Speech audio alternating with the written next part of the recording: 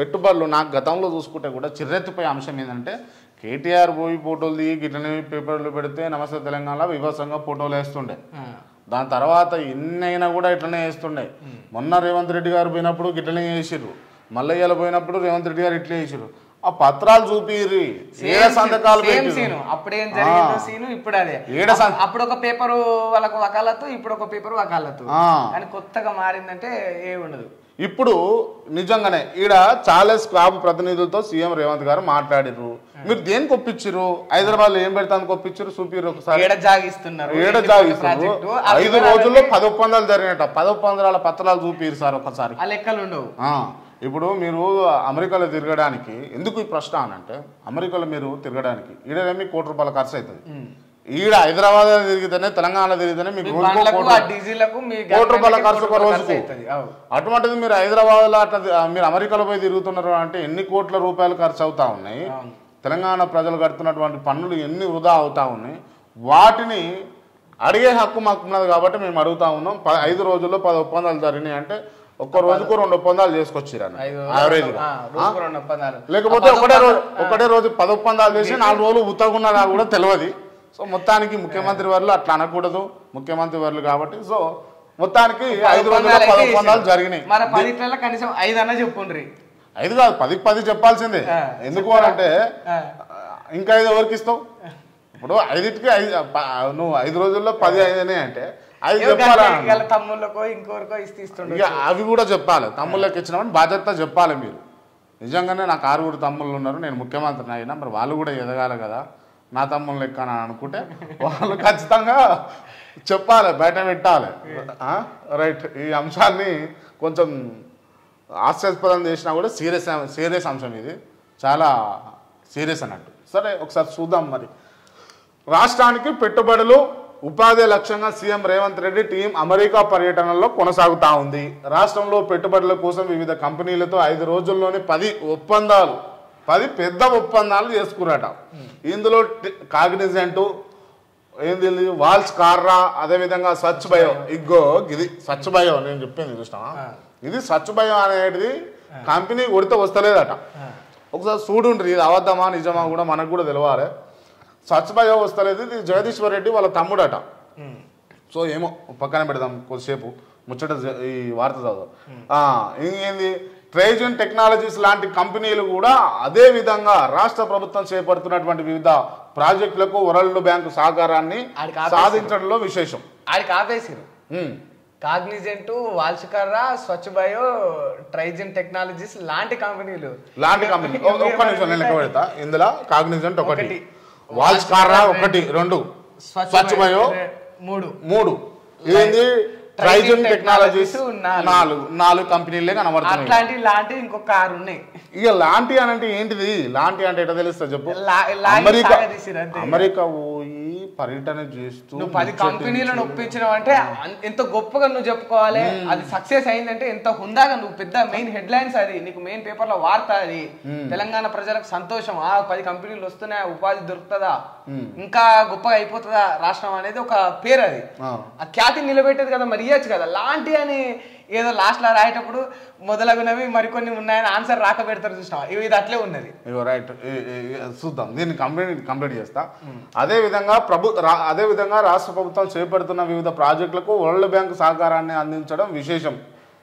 గొప్ప విశేషం ఇది బుధవారం రాత్రి వరకు New York New Jersey Washington Dallas Texas లో పర్యటించినటువంటి సీఎం రేవంత్ రెడ్డి టీం గురువారం కాలిఫోర్నియా చేరుకున్నది అక్కడ సైతం వివిధ కంపెనీల ప్రతినిధులతో భేటీ కానున్నారు ఫైనాన్షియల్ సర్వీస్లో ప్రపంచంలోనే పేరొందినటువంటి చార్లెస్ స్క్వాబ్ కంపెనీ హైదరాబాద్లో టెక్నాలజీ డెవలప్మెంట్ సెంటర్ ఏర్పాటు చేస్తామని బుధవారం ప్రకటించింది అమెరికా పర్యటనలో భాగంగా డల్లాస్లో సీఎం రేవంత్ రెడ్డి మంత్రి శ్రీధర్ బాబు ఈ కంపెనీ సీనియర్ ఎగ్జిక్యూటివ్ టీమ్స్ డెన్నిస్తో హోవార్డ్ అదేవిధంగా రామబొక్క సారథ్యంలో ప్రతినిధులను చర్చ జరిపించారట మొత్తానికి ఈ చార్లెస్ స్క్వాబ్ అట ప్రపంచంలోనే పేరొందిన కంపెనీ కూడా పెట్టుబడి పెట్టేందుకు ఒప్పందం కుదుర్చుకుంది అని చెప్పేసి మనకు ఇక్కడ వార్తా కథనం చూపిస్తూ ఉంది సో వీటికి సంబంధించినటువంటి కాగ్నిజెంట్ వాల్షికర్రా స్వచ్ఛ బయో సంబంధించినటువంటి లోగో సేమ్ వేలే ఇక్కడ ఇది వెలుగా వెలుగుల వాటికి కూడా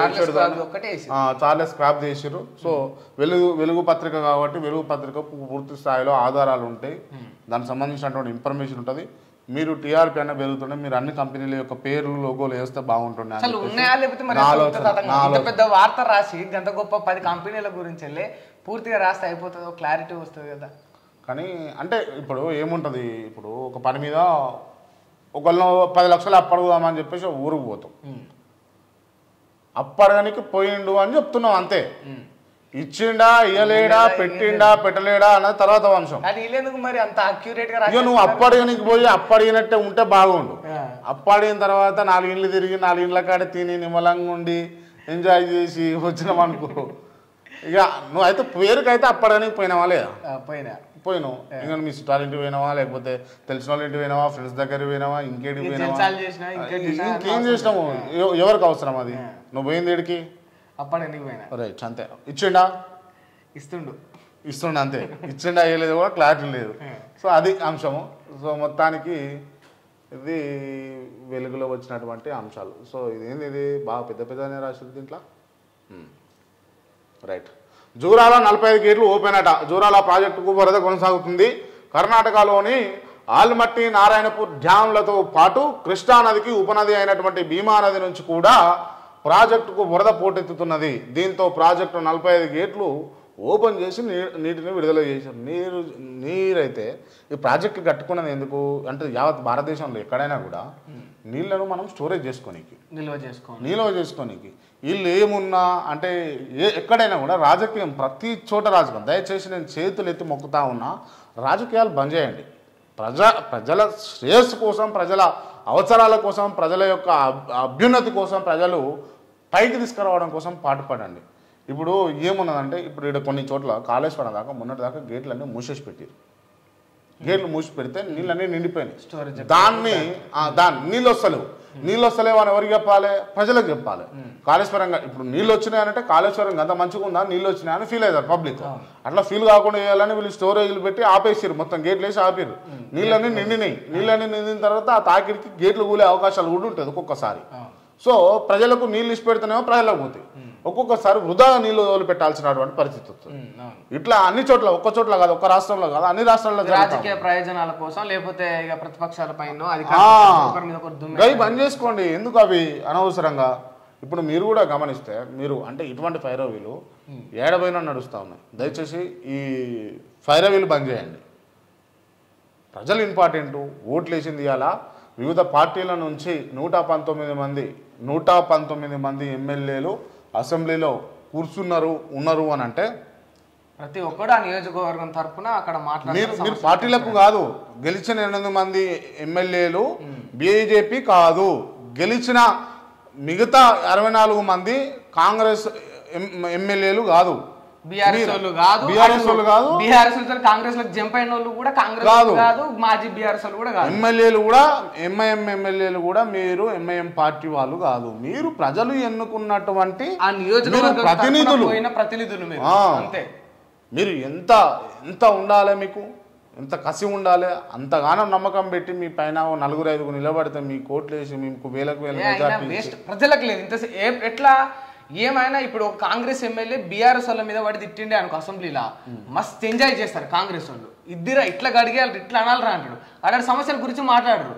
మరి అరే నిన్ను ఓట్లేసి ఎన్నుకున్నాం, నువ్వెందుకు ప్రతిపక్షం మీద ఊకే పడి ఏడుస్తూ ఉన్నావు, నువ్వు అధికారంలో ఉన్నావు, మన సమస్యలు ఏం చేయగలవు, మన ఊరికి ఏం సమస్యలు ఉన్నావు, మన నియోజకవర్గానికి ఏం బాగున్నాయి, అవి ముఖ్యమంత్రికి చెప్పాను ఎవడని అంటాడా?